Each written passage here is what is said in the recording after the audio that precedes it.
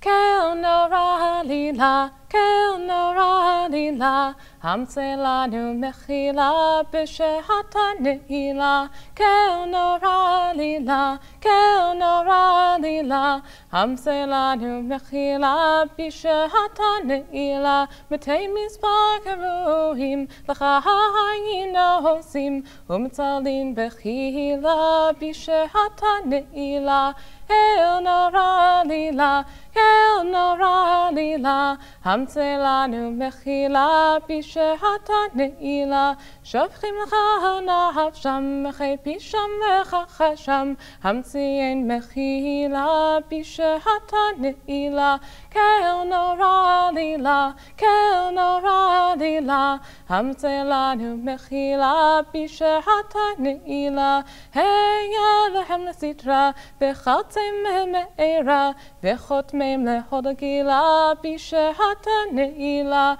kel nora lila, kel nora lila, hamse lanu mechila b'shehata ne'ila. First meeting was held in our recreation room of our home, and quite a few people showed up that were interested in forming a synagogue in the North End. The important thing was there would not have been a conservative synagogue in Seattle if we hadn't started Beth Shalom. The first time I ever stepped foot in the synagogue was in Beth Shalom for the bat mitzvah of Emily Safer, a young woman here who was a friend of my daughter. And I walked in and I felt so drawn to being here. And that was the launch of my foray into becoming a Jew. We drove up to Canada. We And bought got the one. first scroll and brought it back. And Yeah, we we were so bought afraid one. we'd be stopped at the border, you know, that they wanted to look at it. And they were like afraid of it. The guy says, what do you got in the bag? I'm about to open it up, and all of a sudden I realized these guys are all standing around me like from outer space. I said, Torah, what can I tell you? No, you have to see it. I said, well, open it up, and God will be with you. And if He doesn't let you in, I will. So I decided to come to the minyan early in the morning, and at first I was very scared because the fact I couldn't read Hebrew. I was at the Amidah and I skipped a line, and one of the congregants came up to me and told me I had to do it over again. I wasn't like mad at them or anything, but I just knew that like I wasn't there to be criticized or anything. They could correct me and no one would know. Well, the next day when I went to the shul in the morning for the minyan, I met Ron Sheweiss and told him of my problem. He says, "Don't worry, Jack." He says, "We'll help you." So many people here, they took care and we felt warm here. The start of the shul, it became like a family to many of us. You have to remember that the first few years we were 35 and 45 families, so we all knew each other very well and became very good friends, and we're still friends. Well, I'm a member of USY, which is the United Synagogue Youth, which is the conservative youth group here. And I'm a member of the chapter board as well as the regional general board.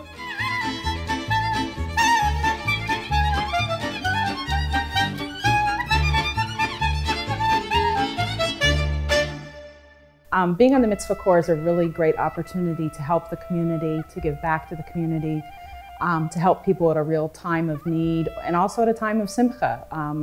We bring meals to new mothers as well as to people who have had a loss.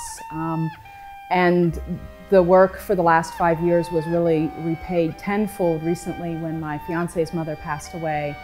And she wasn't terribly active in the community the last 10 or so years. But yet there were 40 or more people that showed up every night at the house for Shiva Minyanim, and it was really a fabulous outpouring of community support and love. And that's what the Mitzvah Corps is there for, is to show the support of the community to members of the shul and to their families, and to help both in the good times and the bad. Last night I was at a Shiva Minyan where When there's a death, the people and their family invite some of their friends and the friends of the people who died over.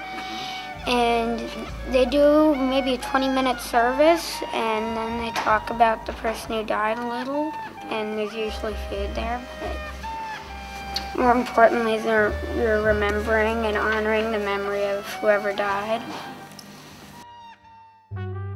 I have marched several times under the Beth Shalom banner in the Gay Pride Parade. And on two marches, it seemed to me we were the only Jewish organization, and the receptivity of the crowd along the street was quite astonishing. People got up and joined us because they were Jewish and they recognized that here was a group representing them, and we felt we were asserting something on behalf of Jewish participants and Jewish audience along the march.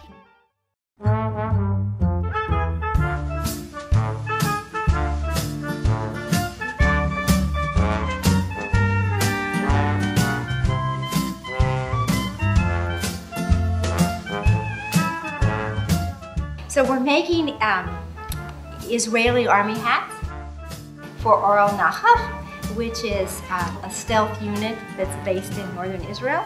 And it has to be regulation, and it has to be out of a certain kind of a yarn.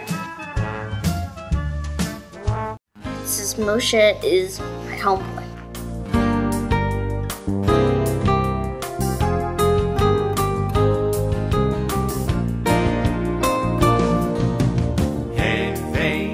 Shalom Aleichem, Aleichem Heveinu Shalom. Hine ma tov u'ma na'im shevet achim gam yachad.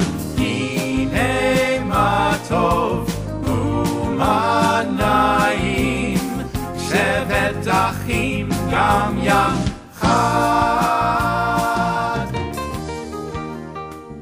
You know, they say it takes a village to raise a child. In our community, it takes a shul. And there's nothing like that feeling of knowing that we're going to come here every week and she's going to have friends here, big friends and little friends. We're going to love her and we're going to teach her.